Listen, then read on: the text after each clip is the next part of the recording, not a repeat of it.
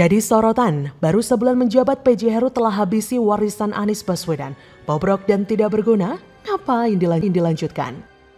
Ya, TGOPP itu kan tergantung selera gubernur masing-masing. Dulu bagus, semuanya bagus, tapi saya belum kepikirkan.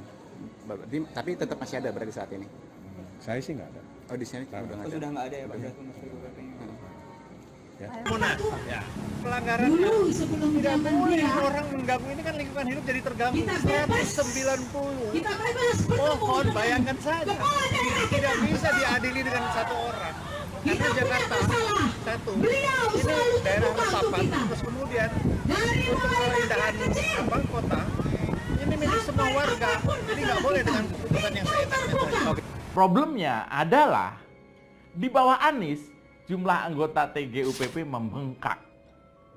Jadi gendut kayak kameramen saya. Maksudnya membengkak itu jumlah orangnya. Sempat menyentuh angka 67 orang. Kemudian dipangkas karena dinyinyirin terus mungkin nggak kuat, dipangkas jadi 50 orang. Tetap aja banyak dengan biaya operasional yang nggak kira-kira hampir 20 miliar per tahun. Anies harus membentuk tim TGUPP yang berjumlah 74 orang. Ini jumlah yang fantastis karena di masa Jokowi dan Ahok saja tim yang dibentuk untuk membantu mereka itu sangat kecil dan efisien dengan jumlah 7-9 orang saja. Gemuknya tim Anies Baswedan ini juga mengakibatkan gemuknya pengeluaran daerah. Dilansir dari laman kompas.com, penjabat Gubernur DKI Jakarta Heru Budi tercatat tidak meneruskan sejumlah program peninggalan gubernur pendahulunya, Anies Baswedan. Salah satu program warisan Anies yang sudah pasti ditinggalkan oleh Heru Budi adalah membentuk tim gubernur untuk percepatan pembangunan atau TGUPP DKI Jakarta. Sejak hari pertama dilantik sebagai PJ Gubernur DKI, Senin 17 Oktober, Heru menegaskan dirinya akan memaksimalkan Satuan Kerja Perangkat Daerah SKPD DKI Jakarta, bukan membentuk TGUPP. Selain memaksimalkan kinerja para SKPD Pemprov DKI, Heru juga akan mengoptimalisasi fungsi dari asisten pemerintahan, tenaga ahli, dan asisten ahli. Heru berkata, TGUPP semua bagus tetapi saya ingin memaksimalkan dinas-dinas yang ada. Di rezim Anies, keberadaan TGUPP dengan anggota yang mencapai lebih dari 70 orang kerap dikritik oleh DPRD DKI Jakarta karena dinilai sebagai pemborosan anggaran belanja daerah. Seperti dikutip dari Antara, anggota Badan Anggaran DPRD DKI Gembong Warsono mengatakan besaran anggaran TGUPP pada 2018 mencapai sekitar 29 miliar, kemudian pada 2019-2021 mencapai sekitar 18,9 miliar masing-masing. Adapun pada 2022, di masa jabatan Gubernur Anies yang hanya 10 bulan, besaran alokasi untuk TGUPP direncanakan mencapai 12,5 miliar. Sementara untuk tahun anggaran 2023, DPRD DKI Jakarta tidak lagi mengalokasikan anggaran untuk TGUPP. Kata Gembong, jika penjabat gubernur merasa membutuhkan silakan menggunakan TGUPP atau apa istilahnya, tapi alokasi anggaran tidak melekat di APBD, silakan anggaran yang digunakan melalui dana operasionalnya gubernur, seperti zaman Ahok dulu. Berikutnya, jalur sepeda. Selain menghilangkan anggaran untuk TGUPP, alokasi pengadaan jalur sepeda di DKI Jakarta akan dinolkan pada tahun mendatang. Sejatinya, dalam RAPBD DKI 2023 yang dibuat saat Gubernur Anies masih menjabat, terdapat anggaran senilai 38 miliar untuk pembangunan 535,68 km jalur sepeda. Namun belakangan anggaran pembangunan jalur sepeda itu dihapus karena di Sub DKI hendak fokus pada evaluasi penggunaan ratusan kilometer jalur sepeda yang saat ini sudah ada. Kata Safrin Liputo, untuk jalur sepeda semula dianggarkan sebesar 38 miliar, kemudian kami usulkan untuk dinolkan. Masuk 2023 kami akan melakukan evaluasi jalur sepeda yang sudah ada secara komprehensif. Warisan Anies berikutnya adalah penghijauan Monas. Tak hanya meninggalkan sejumlah warisan program peninggalan Anies, Pemprov DKI era Heru juga berkomitmen menghijaukan kawasan Monas dengan menanam kembali pohon yang sempat ditebang oleh rezim Anies untuk direvitalisasi. Komitmen menghijaukan kembali kawasan Monas diungkapkan Heru saat bertemu dengan Menteri BUMN Erick Thohir di Gedung Kementerian BUMN 19 Oktober silam. Heru mengaku akan segera berkoordinasi dengan Mensesnek selaku Ketua Komisi Pengarah Kawasan Medan Merdeka. Kawasan Monas direvitalisasi pada 2019 karena kala itu Pemprov DKI ingin membangun plaza di sisi selatan Monas yang diklaim menyerupai bentuk kawasan Monas pada saat awal dibangun.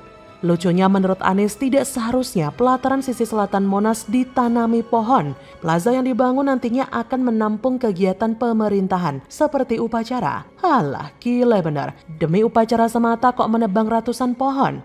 Sedikitnya ada 205 pohon yang puluhan tahun sudah tertanam di sisi selatan Monas ditebangi Anies demi membangun plaza atau alun-alun beralaskan beton. Tapi hingga kini pun tidak ada keberlanjutannya. Pohon-pohon yang ditebang itu kemudian dipindahkan ke sisi lainnya di sekitar Monas, termasuk di lapangan parkir Ikatan Restoran dan Taman Indonesia IRTI. Jadi, bagaimana menurut Anda?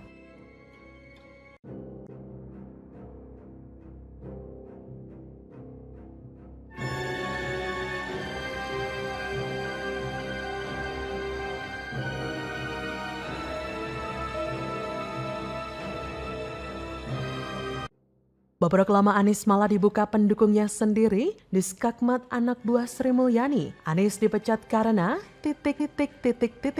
Untung ketahuan, 23 triliun diamankan Sri Mulyani.